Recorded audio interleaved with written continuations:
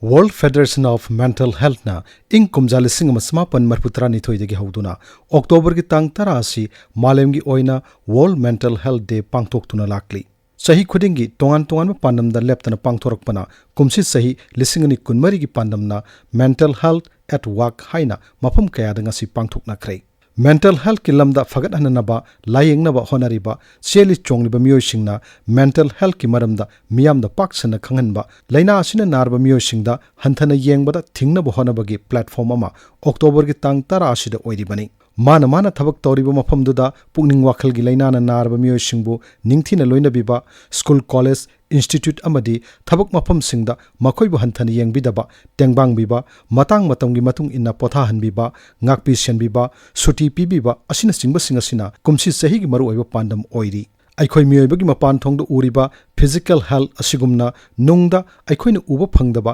pukning wakhal gi saklon ama laijariba asibu mental health hairiba asini mental health asi mipum khudingmakta haibadi angangdagi ahal oiraba phawbada yaujaribani miyoibagi mapan thongi hakchangda phaba phattaba leibagumna nungi uba phangdaba mental health asisu yamna phaba khara hanthaba khitang sokchinba leiribani miyoibagi punsida yamna maru oiriba pukning wakhal thauna pangal pumnamak pangal kanna phajana thamba haibasida mental health na chawraba thodang loribani miyoiba amagi pukningda phawriba ithil ihul miduna khunaida kamdongna hingba amadi midugi wakhal khunaida kamdongna hingba amadi midugi wakhalonda karamna warep lowi kamdongna miyamga loinai miduna khudong thiba thokpada karamna mayoknai haibina singbagi mawong matau singasi midugi mental health ki makha poli maram aduna miyoiba amana hingbada mapan thonggi hakchang damak phanbata natana shaudaba nungda lairiba pukning wakhal mental health asibusu sohandaba haibasi yamna maru oi hiram khudingda mental health ki mathau taribani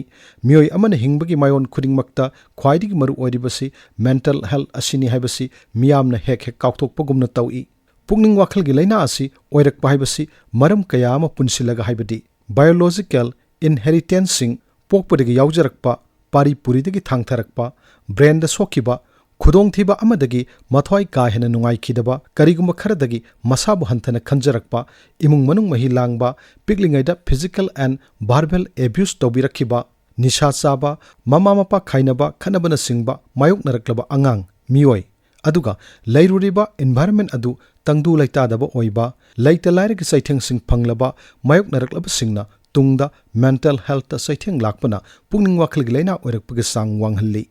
laina asina khumang sauksina naraklaba matamda ka hena pukning wakhal sontharakpa mirak tiningdaba kapningba pakhatpa thak nikpa masung masagi mathau phawbu ningthina tawbu ngamlaktaba pukning nungsiba naitom lainingba tumba saba yadaba masung tapna henjilakpana matomta sijaningba phawruktuna aibu hinglubagi kari kanaribagi haiduna masa matomta pukning wakhal sontharakpasu yaudaba natte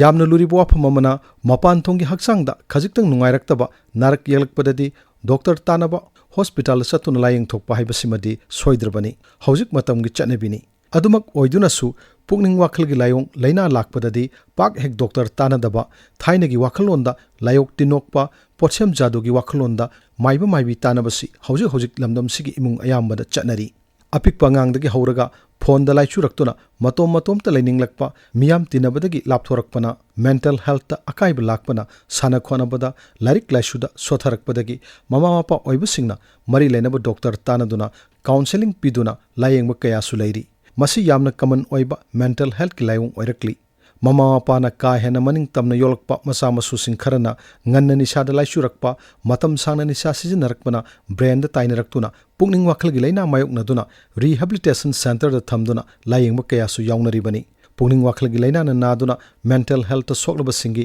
lairamliba phibum dugi matung inna counseling piduna layengba